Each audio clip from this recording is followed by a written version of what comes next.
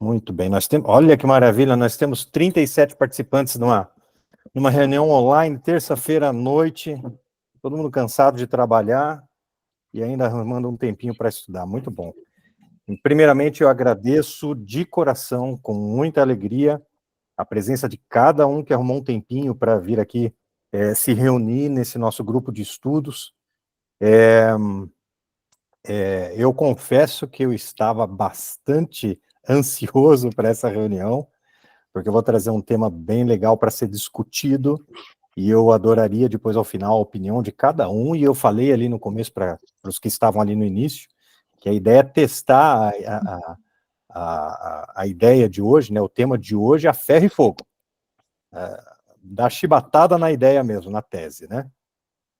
Muito bem. Nós temos aqui na reunião e no grupo, de uma maneira geral, muitos recém-chegados. A adesão ao grupo de saúde e espiritualidade do Paraná foi muito grande nesse início de ano, e nós tivemos realmente muitos novos membros. E isso é uma alegria danada, porque, inclusive, nós expandimos a nossa atuação, nós abrimos o grupo para outros estados, e isso fez com que outras pessoas de lugares distantes, como Estados Unidos e Espanha, inclusive, aderissem ao nosso grupo de estudos. Para esses que estão chegando inicialmente, eu gostaria de contar um pouquinho a história de como se formou o GSE, que é o Grupo de Saúde e Espiritualidade do Paraná. No ano passado, lá em torno de setembro, mais ou menos, nós tivemos a ideia, após o Congresso Paranaense de Cardiologia, de iniciar um departamento de espiritualidade e medicina cardiovascular na nossa sociedade estadual por aqui. Em função disso, eu iniciei um grupo de WhatsApp com a função de reunir os cardiologistas para darmos início a essa atividade. Só que outros profissionais de saúde solicitaram a entrada e se tornou uma coisa óbvia a necessidade de compartilharmos esse grupo de estudo com todos os profissionais da área da saúde. Afinal de contas, esse tema ele é multidisciplinar por natureza. Dessa maneira, em vez de um grupo restrito de cardiologistas, que agora se transformou em um outro grupo, né, nós criamos esse grupo geral, grupo de saúde e espiritualidade, oferecendo a oportunidade para que todos nós nos reuníssemos com a finalidade de estudar esse tema que se tem tornado cada vez mais prevalente na área da saúde, na pesquisa clínica, nas academias.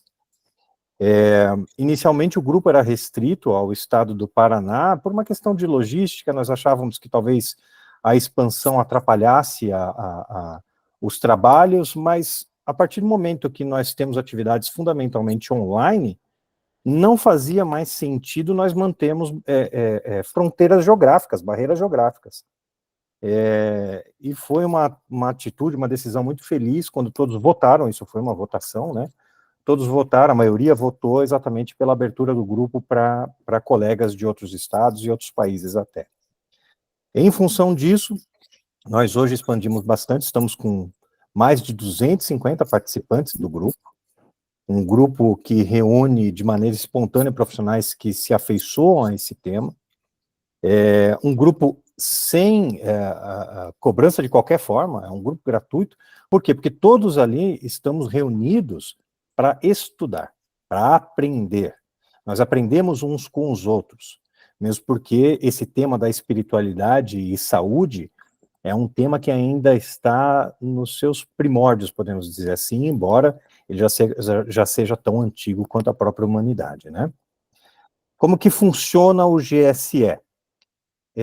Nós fazemos reuniões mensais, no ano nós contabilizamos 10 reuniões, sempre na última semana de cada mês, e nós alternamos entre terças, quartas e quintas, justamente com a finalidade de oferecer a oportunidade para quem, por exemplo, tem plantões fixos em alguns desses dias, para poder participar das reuniões em outros dias que não os dias de trabalho, né? Os temas que nós abordamos são distribuídos entre os integrantes do grupo, mas nós também temos, excepcionalmente, convidados de fora do grupo, especialistas em determinados assuntos, que vêm brindar nosso grupo com o conhecimento, com a expertise que eles possuem, né? Nessa primeira reunião do ano, nós já temos reuniões desde setembro do ano passado, nós estamos abrindo as atividades com essa primeira reunião. Eu fiz questão de trazer um tema que, de certa forma, acaba sendo uma inovação. É um tema bastante instigante, talvez até polêmico, que surgiu de uma necessidade que eu considero urgente, de nós levarmos as graduações, as academias, o estudo da espiritualidade e sua integração na parte clínica, na prática clínica, né? Eu vou compartilhar minha tela aqui com vocês para iniciar a apresentação propriamente dita. Anteriormente eu compartilhei no grupo o caso clínico. Alguém aqui não leu o caso clínico? Dá um joinha ali, ou levanta a mãozinha ali do símbolo, se alguém não leu o caso clínico. Acho que a maioria deve ter lido, né? Então, vamos lá, vou compartilhar a tela aqui. Cadê? Window. Espera aí.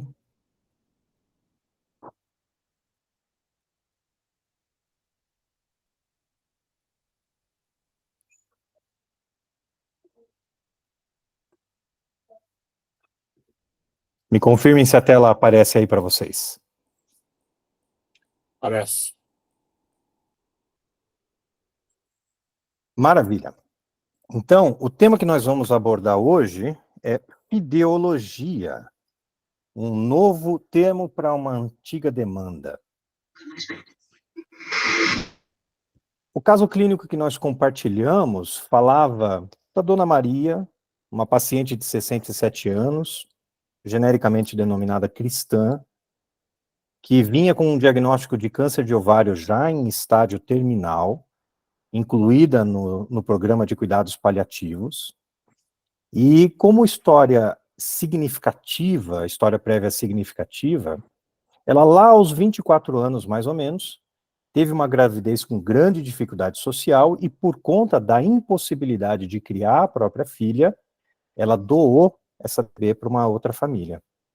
Uma família que ela nunca mais pôde ter contato, ela nunca mais soube onde essa filha foi parar, e por conta disso ela carregou a vida inteira culpa e sofrimento por conta disso, desse ato, razão das dificuldades da vida, né?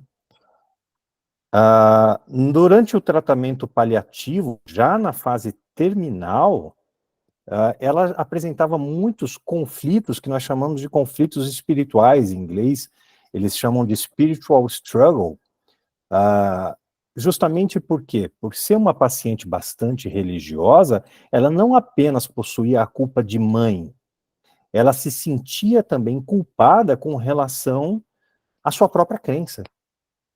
Ela tinha dúvidas com relação ao destino que ela encontraria depois da morte, se ela seria punida, se ela iria para o inferno, se ela seria perdoada. Ela se sentia culpada com relação aos mandamentos que ela desejava ter cumprido e não cumpriu, e isso doía muito mais nela que a própria dor do câncer.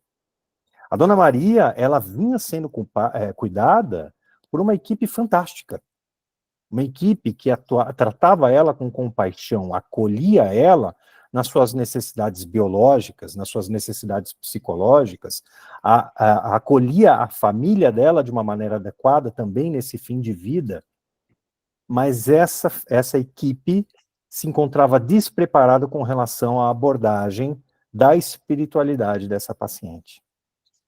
No fim do relato de caso, nós vemos a enfermeira Ana na beira do leito de morte da Dona Maria. E a Dona Maria questiona a enfermeira justamente sobre essas questões que vinham aturdindo a mente dela, vinham perturbando ela de uma maneira intensa e não davam descanso, não davam paz, ela se sentia angustiada. Ela já não se preocupava mais com a fome, não se preocupava mais com a dor, a única coisa que persistia na mente dela era a culpa e o medo do que poderia encontrar depois em função de sua crença. E ela pede à enfermeira Ana que a ajude nesse sentido. Ela solicita um aconselhamento, ela questiona a enfermeira o que ela acha daquela situação. E a enfermeira, infelizmente, mesmo desejando ajudar, porque não conhecia a maneira de abordar esse assunto com a paciente, não pôde dar uma palavra de conforto espiritual. E a Dona Maria faleceu, como relatado ali no texto, com um semblante de angústia e sofrimento. A Dona Maria, ela é uma paciente fictícia, claro. Só que a Dona Maria representa a realidade de uma enormidade de pessoas com necessidades específicas numa área em que poucos profissionais da saúde ainda possuem treinamento, a abordagem da espiritualidade. Por que essa dificuldade, essa falta de treinamento, esse desconhecimento de como abordar a espiritualidade é importante de ser solucionado? Porque, por exemplo, vamos começar por aí, pela história.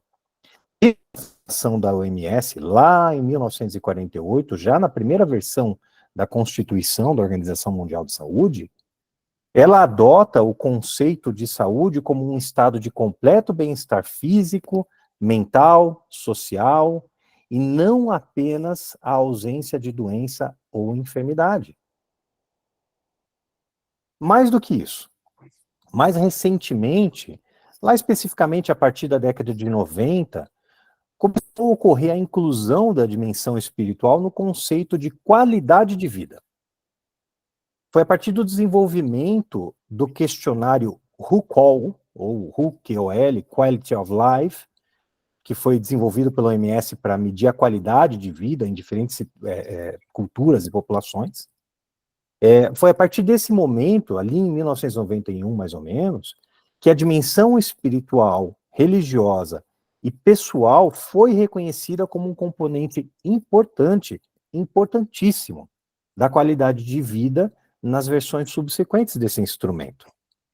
Mais interessantemente, em nenhum momento ainda a dimensão espiritual entrou na definição de saúde pela OMS, embora já tenham havido votações em favor disso, mas com veto por nações que possuíam poder de veto para que isso fosse incluído. Vejam que isso vai ao encontro do trabalho desenvolvido pela doutora, pela médica, enfermeira e assistente social, a doutora Cicely Saunders. Desde a década de 60, ela desenvolve o seu trabalho em torno do conceito de dor total. Essa abordagem, ela visa compreender o ser humano como composto por aspectos biológicos, psicológicos, sociais e espirituais. E é interessante isso porque, se nós sabemos que nós possuímos esses 4 aspectos coexistindo de forma dinâmica, é lógico nós entendermos que estamos sujeitos a sofrer em uma ou mais dessas dimensões. Isso parece ser muito claro quando nós analisamos a questão dessa maneira. Só que desde o final do século XIX, que nós temos visto um afastamento cada vez maior entre a ciência e a religião. Temas que fossem que abordassem as questões transcendentais ou religiosas, foram metodologicamente, vejam, essa palavra é importante, houve método, metodologicamente sendo excluídos das academias e dos jornais.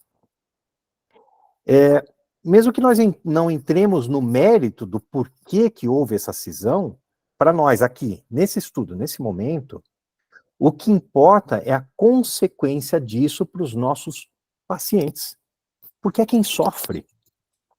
Se nós sofremos, vejam, biologicamente, psicologicamente, socialmente e espiritualmente, quando a ciência decide excluir a discussão sobre espiritualidade das suas fileiras, nós gradualmente ficamos sem recursos bem estudados, bem pesquisados, para aliviar o sofrimento que advém dessa área. Isso é quase um crime.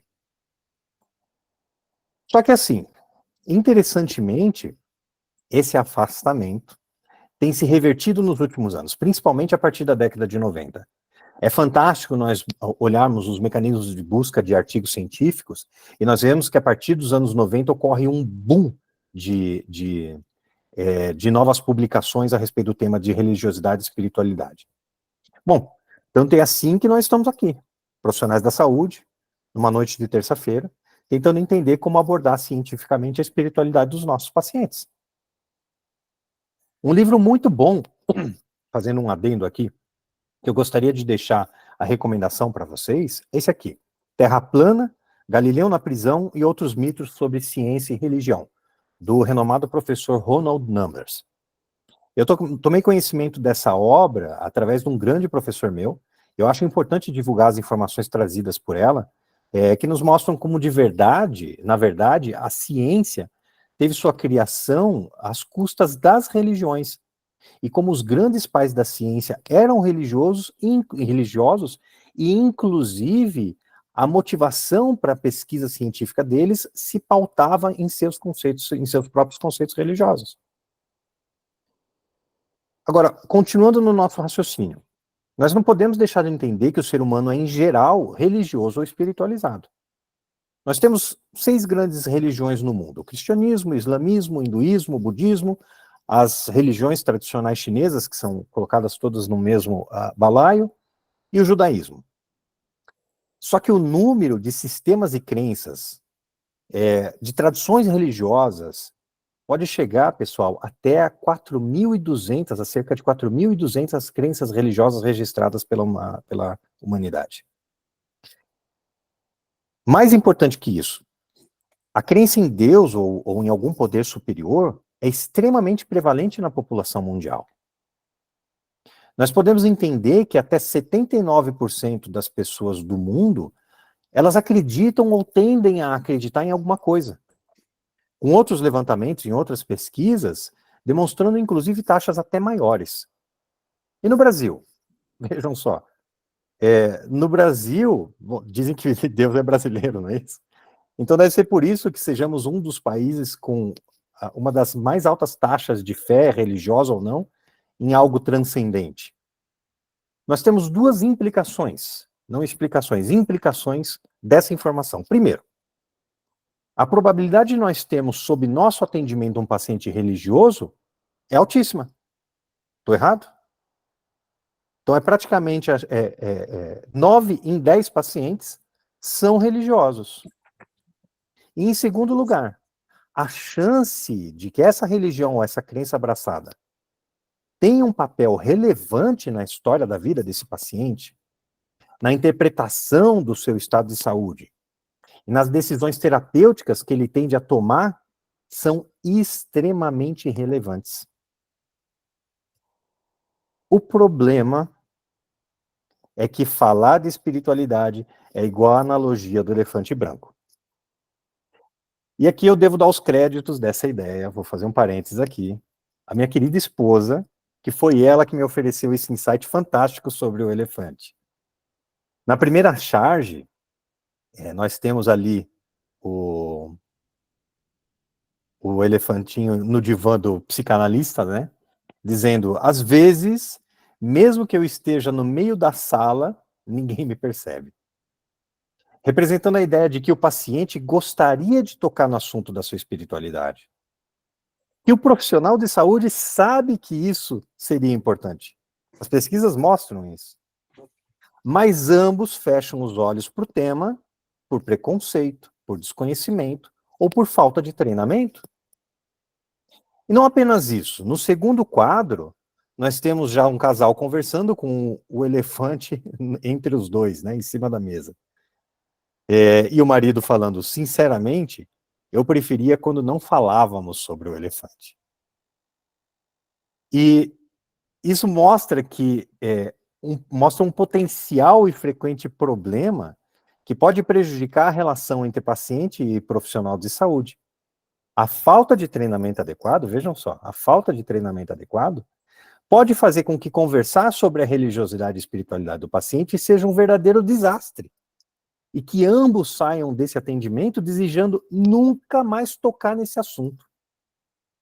Mas por que essa dificuldade? Na minha visão, porque nós temos uma dificuldade incalculável de, para começo de conversa, definir o que seja espiritualidade. E a ciência, todos nós sabemos isso daqui, não aceita aquilo que não pode ser bem definido. Porque o que não possui definição não pode ser adequadamente estudado, mensurado, e muito menos aplicado. Então, eu vou tentar demonstrar aqui para vocês essa dificuldade. E o que ela representa? Qual que é o impacto dela para a nossa prática clínica? Nós temos 3 termos básicos nessa área, ok? Religião, religiosidade e espiritualidade. O termo religião pode ser definido como um sistema de crença e culto a uma ou mais divindades envolvendo uma filosofia e um código de ética. Claro, existem várias outras definições, ok? E a depender da abordagem necessária, pode ser difícil encontrar uma definição adequada para se estudar. Religiosidade poderia ser definida como o grau de aderência, a intensidade da participação de um indivíduo dentro de uma determinada religião. Sim, aqui também nós possuímos outros significados, mas vejam, nós não temos muita dificuldade para entrar num consenso quanto ao que seja religião e religiosidade.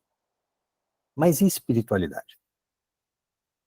Vamos fazer uma pausa aqui na minha fala. E espiritualidade? Alguém aqui, dessa nossa reunião, poderia me dar, rapidinho, vamos dar um minuto aí para nós conversarmos um pouco sobre isso. Alguém poderia me dar uma definição de espiritualidade? Alguém se voluntaria? O André, espiritualidade é a relação do ser humano com a dimensão que transcende sua realidade, ok? Então, uma definição transcendental de espiritualidade. Perfeito. Alguém mais? Podem escrever também no chat se tiverem vergonha de falar ao vivo. Vou falar direto, então. Por Boa favor, noite, doutora Maurício. Boa noite. Espiritualidade é você acreditar no espírito, na continuidade pós a morte, que algo existe. Ok, então aí nós, inclusive, nós estamos personificando o ato de acreditar numa entidade, numa consciência, num indivíduo espiritual, né? Então, vejam que, embora semelhante com a definição anterior, elas são distintas. Mais uma forma de definir espiritualidade. Fabiana, por gentileza. Doutora Lara, algo maior além do ser, a Ana. Oi, eu não estou bem percepção do sentido da vida. não sei por que, Maurício. Oi, Fabiana, por gentileza, pode dizer. Oi, eu não sei por que, acho que foi alguma questão, eu não estou vendo as imagens. Não está vendo as imagens? Todo mundo tem mais alguém não vendo as imagens? Perfeito aqui. Talvez seja alguma coisa do seu programa, Fabiana. De repente, finalize e inicie novamente. Daniele, gostaria de contribuir? Eu vejo, eu sinto, na verdade, né, a espiritualidade, perdoem minha voz, como sendo algo que transcende a nós mesmos, a nossa inteligência e a todos os processos materiais que existem. Então, é algo maior. Algumas pessoas entendem como alguém, né, maior do que nós. Mas é uma força, para mim é uma força maior, como um grande fator de proteção. Quando tudo isso aqui já não nos sustenta mais. Um estado de transcendência, ok? Então, também parecido, mas vejam, mais uma vez, diferente. Vamos fechar aqui a participação para nós continuarmos, então. É difícil, não é? Vejam que interessante, são conceitos subjetivos, difíceis de mensurar, cada um diferente do outro, porque apresentam contextos diferentes, não é? Vamos então ver o que dizem os maiores autores sobre o tema. Vamos começar pelo dicionário. Nada melhor do que começar por ali. Segundo o dicionário Oxford, espiritualidade seria a característica ou qualidade do que tem ou revela intensa atividade religiosa ou mística, sinônimo de religiosidade, de misticismo. Ou, de maneira simplificada, qualidade do que é espiritual. Ok? Essa é uma definição que busca congregar o conceito cultural de espiritualidade nas sociedades, mas cada dicionário também define espiritualidade de uma maneira diferente. E nossa Organização Mundial de Saúde? Vejam só que interessante. Espiritualidade seria o conjunto de todas as emoções e convicções de natureza não material que pressupõem que há mais no viver do que pode ser percebido ou plenamente compreendido, remetendo o indivíduo a questões como o significado e o sentido da vida, não necessariamente a partir de uma crença ou prática religiosa. Lindo, ético, mas como se estuda uma população com essa definição de espiritualidade? O gigante professor, doutor Harold Koenig, para ele, espiritualidade seria a busca pessoal para entender questões relacionadas ao fim da vida, ao seu sentido, sobre as relações com o sagrado ou transcendente, que pode ou não levar ao desenvolvimento de práticas religiosas ou formações de comunidades religiosas. E, interessantemente, o próprio professor Koenig possui outras definições de espiritualidade. Essa não é a única definição dele. A doutora Cristina Puchalski define espiritualidade como o aspecto da humanidade que se refere à maneira como os indivíduos buscam e expressam significado e propósito e a maneira como vivenciam sua conexão com o momento, consigo mesmos, com os outros, com a natureza e com o que é significativo ou sagrado. Então vejam que é uma definição menos transcendente. É uma definição mais social, mais cultural. Já o Dr. Alexander Moreira Almeida, um dos meus grandes professores, adota espiritualidade como a relação ou contato com uma dimensão transcendental da realidade considerada sagrada, a verdade ou realidade absolutas. Essa definição vem mais ao encontro do que alguns disseram aqui, que tem relação com a transcendentalidade, não é? Além deles, nós temos várias outras definições a respeito do que seria espiritualidade. Nessa tela, por exemplo, nós temos apenas as principais, dos autores mais renomados. Nós vemos que não apenas não possuímos uma definição clara, objetiva, consensual, mas inclusive cada conceito aborda o que seja espiritualidade por ângulos diferentes. Um adotando um aspecto cultural, outro adotando um aspecto transcendental, outro procurando, como nós temos ali da Sociedade Brasileira de Cardiologia, um aspecto adequado para replicar em pesquisa, mas são formas diferentes de olhar para a definição de espiritualidade, para a natureza da espiritualidade. Isso não é surpresa, pessoal. Não é surpresa porque a espiritualidade é como essa arte na tela. De um lado, a tela de baixo aqui para vocês, né? Então, de um lado, a espiritualidade é como como uma ação e de outro um objetivo, com inúmeras combinações positivas, todas podendo ser atribuídas à espiritualidade. Ela é um conceito tão amplo, tão rico, tão profundo e tão subjetivo que quando nós tentamos delimitar esse termo, automaticamente nós descaracterizamos a própria ideia do que seja espiritualidade. É como se ela nos escapasse como água por entre os dedos, sabem? É um conceito que não aceita ser contido numa única denominação. Mas por quê? Por aquilo que eu vinha dizendo. Porque a palavra espiritualidade, ela tem um significado intimamente dependente do contexto em que ela seja utilizada. De certa forma, isso reflete a pobreza da nossa linguagem, porque nós utilizamos um único verbete para transmitir ideias distintas, muitas vezes inclusive antagônicas. Vejam só, espiritualidade pode representar uma conexão transcendental, você se sentir ligado a algo que transcende a matéria. No entanto, espiritualidade também pode significar o ato de você procurar no seu dia a dia um significado para a sua existência. Ou existem pessoas que entendem espiritualidade pela ação de realizar um desenvolvimento interior, um crescimento interior. Alguns entendem espiritualidade como uma interconexão. É uma sensação de estar ligado a tudo. Mas podemos entender espiritualidade como uma experiência transpessoal, como conjunto de práticas e disciplinas de uma dada religião ou crença, como conjunto de éticas e valores de uma organização. Pode ser, inclusive, a denominação como do dicionário de uma religiosidade individualizada, seja ela de uma religião organizada ou não. Ou até, como alguns disseram, a espiritualidade pode ser a denominação do coletivo espiritual, das mentes que já não estão mais associadas ao plano físico, ou até à dimensão paralela que representa esse quadro transcendental. Então, vocês enxergam, vocês veem como espiritualidade recebe várias denominações a depender de onde nós olhamos ela?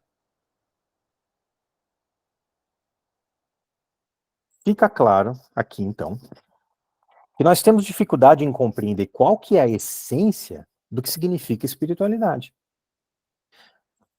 E quando isso ocorre, o que nós fazemos? Nós deixamos de abordar o problema só porque ele se tornou muito complexo e virou um verdadeiro elefante branco, para quem passamos a fechar os olhos fingindo que ele não existe? Claro que não. Se eu não entendo a origem de uma questão, eu passo então a estudar como ela atua sobre a nossa realidade. Quem sabe a partir desse entendimento, eu adquira novas informações que me proporcionem a solução desse problema. Assim, embora nós não tenhamos uma definição consensual a respeito do que seja espiritualidade, nós sabemos que as pessoas espiritualizadas se apresentam sob determinados aspectos para nós. Nós sabemos que o exercício dessa espiritualidade implica, inclusive, em repercussões e consequências para esse indivíduo. Por fim, nós também temos conhecimento que a maior pergunta que o homem já se fez em toda a sua evolução, se há algo além dessa realidade imediata e material em que nós vivemos, ela é abordada pelo estudo ontológico do conceito de espiritualidade. Quando nós nos referimos à apresentação, o que isso significa? Significa algo que nós já estamos fazendo. Analisar qual que é a epidemiologia das questões espirituais para o ser humano. Como que eu organizo isso em estatísticas? Como realizar um rastreio e uma anamnese espirituais? Existem diagnósticos espirituais e como fazer esses diagnósticos? Como eu meço a espiritualidade de um indivíduo? Existem doenças, causas espirituais? E qual que é a origem desse sentimento de espiritualidade do ser humano? É assim que nós analisamos a apresentação da dimensão espiritual por indivíduo. Com relação às consequências, nós podemos entender que as repercussões da vivência espiritual de um indivíduo implicam, por exemplo, no desenvolvimento de mecanismos de coping, de enfrentamento religioso e espiritual, em que a pessoa, diante das dificuldades da vida, se utiliza de sua própria crença para tentar solucionar aquelas dificuldades. Nós também sabemos que diversas religiões ou crenças proporcionam intervenções e técnicas terapêuticas dentro daquele contexto religioso e espiritual. Inclusive, e aqui temos uma coisa já bastante estudada, a espiritualidade nos permite, ou o exercício da espiritualidade pelo indivíduo, nos permite alterar prognóstico, porque existe uma correlação com o índice de religiosidade e melhor prognóstico em diversos fatores do ser humano. Agora, quando nós falamos da ontologia, o que nós estamos querendo dizer? Ontologia, pessoal, é uma palavra que significa o estudo da essência, da natureza, da realidade íntima de alguma coisa. Tá? Quando nós falamos de ontologia da espiritualidade, nós estamos nos referindo ao estudo sobre as diferentes explicações para a natureza espiritual do ser humano, sobre a realidade transcendental defendida pelas religiões e pelas tradições. É a natureza, é a essência, é a dimensão não física, o plano transcendental, que tem a ver com essa questão de espiritualidade. E em se tratando dessa ontologia, da ontologia da espiritualidade, nós já temos uma disciplina, ou várias disciplinas, formadas há milênios para esse estudo. A teologia. Cada tradição religiosa possui seu corpo doutrinário. E esse estudo cabe à teologia específica dessa ou daquela religião. A teologia mais é a teologia católica, mas existem diversas teologias se ocupando do estudo de cada doutrina, de cada crença. É a teologia que se incumbe de estudar a natureza do objeto da fé. Ou seja, a ontologia. A ontologia daquela religião ou daquela crença abraçada. Então, quais são as dificuldades que nós temos até aqui? Vejam que nós temos uma imensa ambiguidade e variedade de significados com relação à espiritualidade, ok? Primeiro, nós não temos uma definição, ou pelo menos algumas poucas definições padronizadas. Frequentemente, nós nos vemos em confusão com o contexto ontológico. Não é assim. Aqui, quem já tem experiência em fazer palestras sobre espiritualidade em saúde, nós não temos que começar um congresso pisando em ovos, explicando por 15 minutos o que eu estou falando sobre espiritualidade, para não acharem que eu estou indo num congresso médico, farmacêutico, de enfermagem, de fisioterapia, fazer uma pregação. Porque sim, existe essa questão. E nós temos que agir com bastante cautela para deixar bem claro o que nós estamos e não estamos falando. Em função disso, ocorre uma resistência ainda, cada vez diminuindo, claro, né, mas ainda importante, no meio acadêmico e no meio científico. Inclusive, a falta de definições adequadas, se nós não tomarmos muito cuidado, pode fomentar conflitos religiosos. É inclusive por isso que eu sou o chato do grupo, que eu peço para todo mundo, olha, coloquem só coisas sobre ciência, de estudo, de espiritualidade e saúde. Porque o limite entre essa discussão e o proselitismo é muito tênue. E o que promove a nossa união nesse grupo? Porque somos de diversas crenças e religiões. O que nos promove essa união é o paciente. É o foco na espiritualidade dele, não na nossa. Só que se nós não sabemos, por exemplo, como definir direito e espiritualidade, mesmo nós nos esforçando por isso, nós podemos dar uma derrapada. Outra dificuldade importante é o risco de subjetivismo excessivo com relação às definições de espiritualidade. Nós vimos ali o desafio para ensinar os acadêmicos com relação a isso é imenso, por falta de objetividade. Existe viés de confirmação. Sabe o que é viés de confirmação nesse caso? A nossa presença aqui, porque nós gostamos do assunto. Provavelmente 100% do nosso grupo de estudos aqui seja religioso. E é isso que nos atrai para o tema. Só que, pessoal, nós temos que atrair mesmo quem não seja religioso. Porque, volto a dizer, não importa a crença do profissional. Importa a fé do paciente. E como nós vamos lidar com isso? E por último, mas talvez o mais importante, a espiritualidade, esse termo espiritualidade, e o que tudo nós falamos até aqui, é objeto de estudo. Só que, interessantemente, nós utilizamos o nome espiritualidade para também designar a ferramenta que vai trabalhar esse objeto de estudo. E por que isso é esquisito? Falando um pouco da minha área, quando eu vou estudar o coração, eu abraço a cardiologia. Para os psicólogos que estudam a mente do ser humano, a psique, eles se utilizam da psicologia. O homem que estuda a Terra, os terrenos, o globo, faz geologia. E quem estuda espiritualidade? Faz espiritualidade. Entendem como nós estamos sem uma definição apropriada como ferramenta de trabalho sobre a espiritualidade? Portanto, Já que a teologia se ocupa de estudar a natureza ontológica da fé espiritual, da espiritualidade, qual disciplina que aborda os mecanismos de atuação e as repercussões da ação sobre as áreas biológica, psicológica e social do ser humano? É aqui que eu gostaria de oferecer minha humilde contribuição para esse dilema.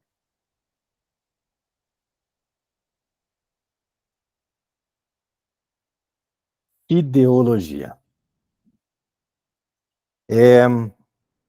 Eu estava numa aula de pós-graduação com o Dr. Fabrício de Oliveira, em setembro ali do ano passado, sobre a avaliação biopsicossocioespiritual do paciente. Pensando justamente nisso que eu conversei até agora com vocês. Na dificuldade de definição de espiritualidade, em como que isso influencia negativamente a divulgação e a aplicação. Só que assim, como eu sou saudavelmente hiperativo, eu também estava lendo alguns trechos de um livro sobre espiritualidade, que o professor Fabrício não me escute. E eu me impressionei positivamente nesse livro com o uso frequente de neologismos pelo autor, pela criação de palavras novas. Pronto, as ideias casaram. Eu pensei comigo mesmo naquele momento, mas é lógico. Por que nós não utilizamos um termo que fale sobre o estudo da fé? Eu me lembrei que em latim, fé se origina de fide, fides, fidem. E fui pesquisar esse termo.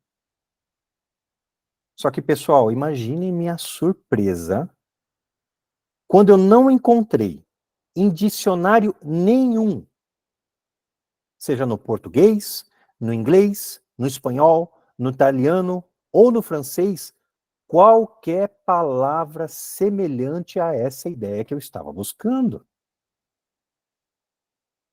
Eu fui, então, procurar ajuda com os universitários. E eu conheci, por indicação, o professor Elias Paraíso. Ele é um teólogo e linguista aqui de uma faculdade de teologia de Curitiba. Minha ideia era confirmar a inexistência prévia desse termo, ou de um termo com essa finalidade. Porque eu jurava que eu estava errado. Eu tinha certeza que não era possível, essa palavra já deveria existir, só não estava sendo utilizada, né? E eu queria verificar, se porventura não houvesse essa utilização, se gramaticalmente seria possível cunhar algo assim. E aí foi por meio dele que eu conheci a história, inclusive, da deusa romana Fides. Um dos pináculos da sustentação da sociedade romana antiga era a confiança entre os indivíduos. Era isso que mantinha unida a sociedade romana primitiva. A certeza do valor inquebrável da palavra que era dada. Essa certeza mantinha a coesão entre os cidadãos. A palavra fides simbolizava esse conceito. E antes mesmo da formação do Império, remontando a cerca de 750 a.C., mais ou menos, a deusa Fides já era cultuada entre os romanos. Ela simbolizava a personificação de uma ideia essencial para a existência daquele povo. Ela era tão importante que o seu templo ficava bem próximo do próprio templo de Plutão, que é o análogo de Zeus, da mitologia grega, né? E mais tarde, os senadores, quando se constituiu o Senado, comumente ali se reuniam de forma a evocar a proteção da deusa Fides para as negociações, para as discussões, para os planejamentos que eram ali realizados. O conceito latino, fides, ao mesmo tempo ele se origina e deu origem a essa deusa, a deusa Fides. E é por isso que, por exemplo, nós temos, em termos de significado, Fides traria a origem para as palavras, para os conceitos de fé, confiança, lealdade. Representava lá naquela época a personificação de uma deusa da palavra dada. Ela está na raiz do que nós hoje chamamos de fidelidade. Depois que o Império Romano começou a adotar o cristianismo como religião oficial, inclusive, esse conceito de confiança na palavra, né, foi sendo transmutado numa ideia de fé religiosa, de crença em alguma coisa. Os gregos tinham o termo pistis para esse mesmo conceito. Os hebreus, os judeus antigos, eles tinham o termo amã para esse conceito de confiança, de crer, né? E aí, quando nós unimos essa palavra ao sufixo grego de logia, que significa estudo ou teoria, nós temos, então, a palavra fideologia. Vejam que, na verdade, eu testei várias combinações. Aí, depois de algumas variações, nós chegamos a esse formato final que nós temos aqui, fideologia. Bom, aí pela segunda vez, eu devo deixar aqui explícito minha gratidão com a minha esposa, porque aqui também foi ela que, antes mesmo de eu haver conversado com o professor Elias, ela escolheu, dentre uma lista que eu fiz, o termo fideologia como o que mais lhe parecia correto. Então, o núcleo dessa... Sempre tem uma grande esposa por trás de um pequeno homem, né? O núcleo de tudo isso que eu estou dizendo aqui vem dela também. Então, o que representaria fideologia? Quando nós analisamos a interação de um indivíduo, a setinha aparece na tela ali ou não? Não, né? Acho. Quando nós analisamos, então olhando, aparece, Gamero? Então, quando nós analisamos... Aparece. Obrigado, pessoal, obrigado. Quando nós analisamos, então, a relação do indivíduo com o seu objeto de adoração, seja ele Deus, seja uma dimensão sagrada ou transcendente, seja o que ele considera realidade espiritual, através da sua religiosidade e da sua espiritualidade, nós vimos ali atrás que isso é o campo da teologia. Só que nós não temos ninguém analisando, ou melhor dizendo, nós temos, mas não existe um nome para essa tarefa, para essa ciência, né? Fazendo o trabalho de analisar a relação do indivíduo, através da sua religiosidade e sua espiritualidade, com o seu processo de saúde e doença. E justamente a minha proposta é nós utilizarmos o termo fideologia como a área de estudo que se propõe a estudar essa relação. Então, o que seria fideologia? Fideologia poderia ser definida como o campo de estudo dos mecanismos e das repercussões da fé religiosa, das crenças transcendentais, da religiosidade e da espiritualidade humanas no processo de saúde e doença do indivíduo e da sociedade. Porque daí nós temos uma ferramenta adequadamente definida para analisar aquela espiritualidade que nós não sabemos definir direito, na sua relação com as dimensões biopsicossociais do ser humano. E aí, quando nós voltamos ao quadro de dificuldades, a ideia é que nós tenhamos e encontremos soluções. A ambiguidade quanto à espiritualidade permanece. Mas eu não tenho mais dificuldade de explicar qual é o campo de trabalho em que eu estou atuando, porque ele está bem definido. A ambiguidade fica no objeto de estudo, não na ferramenta que estuda esse objeto. A falta de uma definição padronizada de espiritualidade passa a ser o objeto de estudo dessa ferramenta. Isso passa a ser um dos dilemas. Em vez desse dilema fazer parte das dificuldades que nós temos em lidar com o conceito de espiritualidade.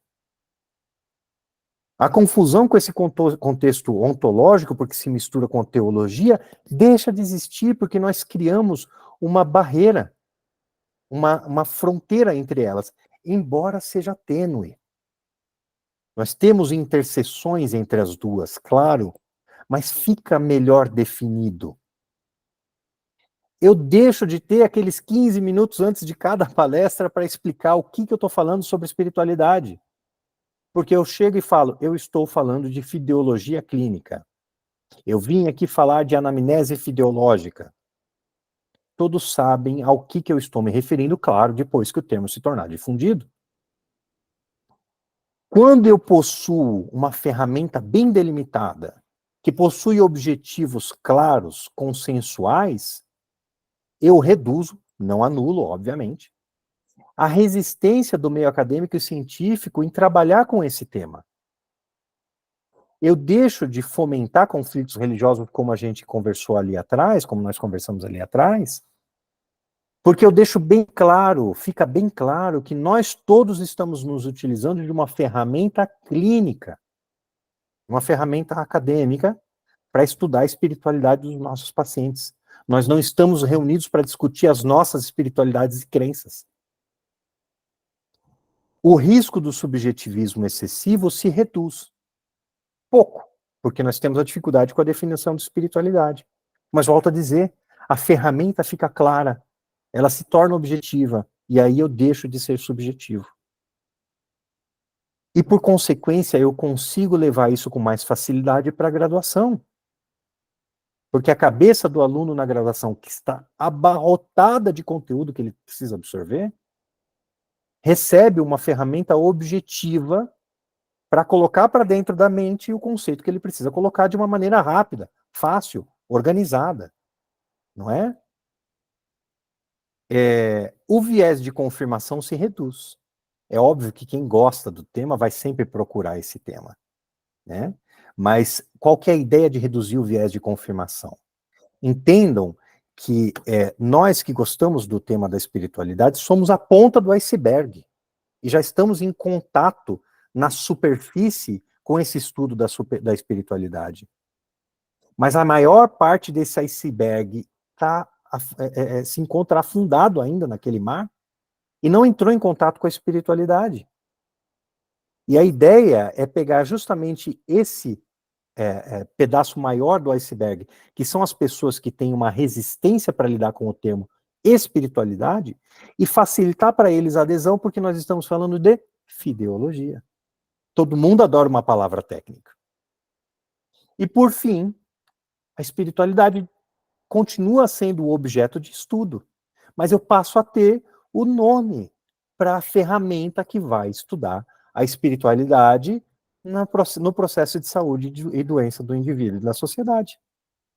Eu não fico mais utilizando, e me falta aqui o conhecimento de português para saber qual que é a figura de linguagem que falhou em criar que representa essa falha de chamar a espiritualidade como ferramenta e objeto de estudo, mas nós passamos a ter uma ferramenta de estudo para esse objetivo.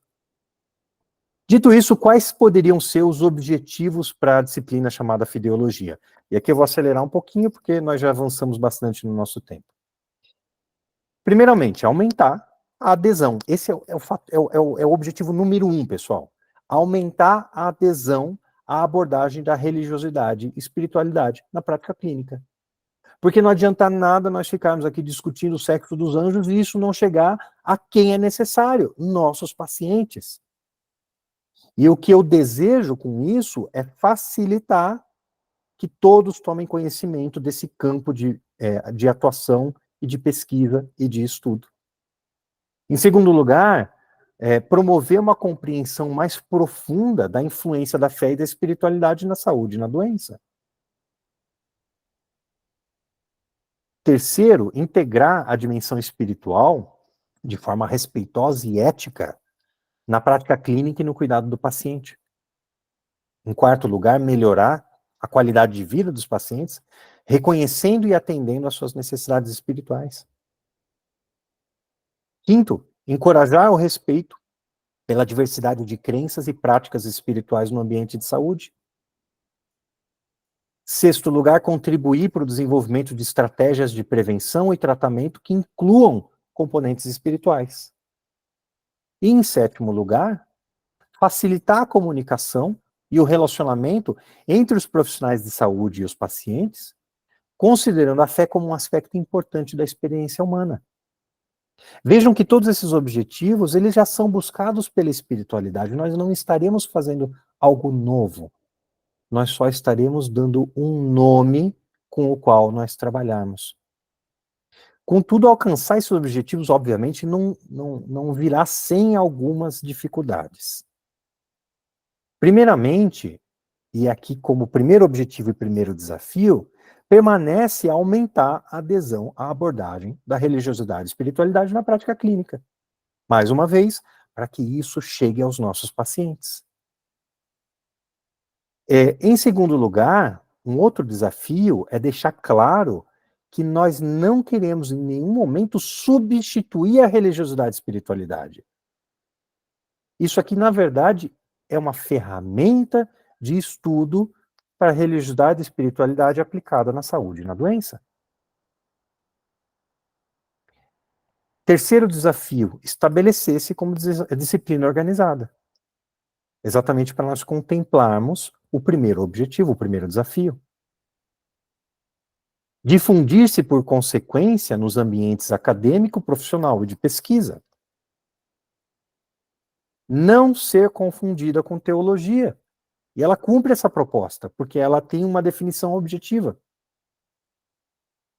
E, por fim, despertar cada vez mais o interesse da comunidade científica, aquela parcela que ainda não se interessou, justamente pela dificuldade que nós temos em explicar o que é espiritualidade. Dessa forma, pessoal, o que eu desejo com a disseminação desse termo fideologia é formalizar uma disciplina, uma área de estudo, uma cadeira, que se encarregue de visualizar à distância, como nós temos aqui na imagem, a espiritualidade e se dedicar a compreender a sua atuação na saúde humana. A espiritualidade, ela continua sendo o núcleo indissociável da existência da fideologia. Provavelmente, nós vamos levar muito tempo ainda para chegar a uma definição mais objetiva do que é a espiritualidade, se é que um dia nós chegaremos. Mas que essa dificuldade não nos seja uma barreira para levarmos essa abordagem mais humana a quem mais importa, os nossos pacientes. Dessa maneira, o que nós então devemos levar de mensagem final como núcleo de tudo isso falado? A religiosidade e a espiritualidade do ser humano é um campo de estudo essencial para sua abordagem na saúde. E nós não devemos nunca abandonar a sua utilização, a sua pesquisa, o seu estudo. Não existe consenso, como foi demonstrado, quanto ao significado de espiritualidade. E quando nós tentamos defini-la, nós reduzimos imediatamente a sua abrangência. A ontologia, a natureza da religiosidade e espiritualidade é responsabilidade da teologia e continua sendo. Mais uma vez a definição. Fideologia é o campo de estudo dos mecanismos e das repercussões da fé religiosa, das crenças transcendentais, da religiosidade e da espiritualidade humanas no processo de saúde e doença do indivíduo e da sociedade.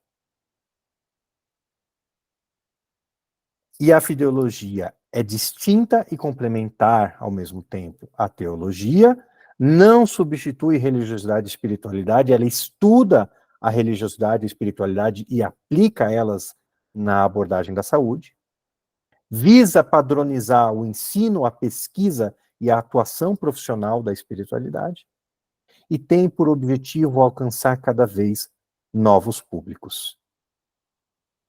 E eu termino essa apresentação lembrando do grande Dr. William Osler. Eu lembro dessa frase desde quando eu me formei na faculdade. O bom médico, ou revertendo aqui para o nosso grupo, o bom profissional de saúde trata as doenças, sim, mas o grande profissional de saúde trata o paciente. Eu deixo aqui para vocês, e eu vou encaminhar mais tarde no grupo o PDF com todos esses slides, as referências bibliográficas utilizadas para a construção desse tema. Os livros que vocês já conhecem do grupo, volto a reiterar que são fantásticos esses livros, inclusive o livro Espiritualidade no Cuidado com o Paciente já se encontra na 3ª edição, ampliada e revisada, portanto vale a pena a releitura. A revista da SOCESP está fantástica, ela possui algumas diretrizes de como abordar a espiritualidade na prática clínica, é do ano de 2020. Algumas entidades e departamentos e universidades, como o Departamento de Espiritualidade e Medicina Cardiovascular da Sociedade Brasileira de Cardiologia, seu análogo na Sociedade Carioca de Cardiologia, na Universidade de Munique, na Universidade de Duke, na Universidade de Harvard, Flórida, Stanford. Veja quanta gente está estudando esse tema. Então, nós temos muito recurso na internet onde pesquisar. E eu deixo aqui a vocês o meu contato, e vocês já possuem, obviamente, pelo grupo, mas quaisquer dúvidas, quaisquer questões, quaisquer necessidades de conversa, eu me encontro inteiramente à disposição de vocês. E como último slide, antes de nós passarmos para a discussão do tema, eu gostaria de já deixar o convite do nosso próximo encontro, para vocês que estão aqui conosco, e inclusive, como essa aula vai ficar gravada, para os nossos, amigos que assistirem posteriormente o vídeo no nosso canal do YouTube. Houve uma mudança na programação para março, e nós teremos a honra de receber o professor Alexandre Silva, profissional amplamente conhecido por seu trabalho com cuidados paliativos e, sobretudo, pelo seu belíssimo projeto que lidera no Rio de Janeiro, o Favela Compassiva. O professor Alexandre vai nos trazer o estudo Ritos de Passagem na Terminalidade e Final de Vida, abordando o que nós, profissionais de saúde, devemos saber sobre as práticas religiosas mais comuns quando a morte está se aproximando. Eu convido a todos para esse próximo encontro, será no dia 27 de março, a última quarta-feira do mês, às 20 horas, exclusivamente pelo Google Meet. Para quem nos acompanhou até aqui,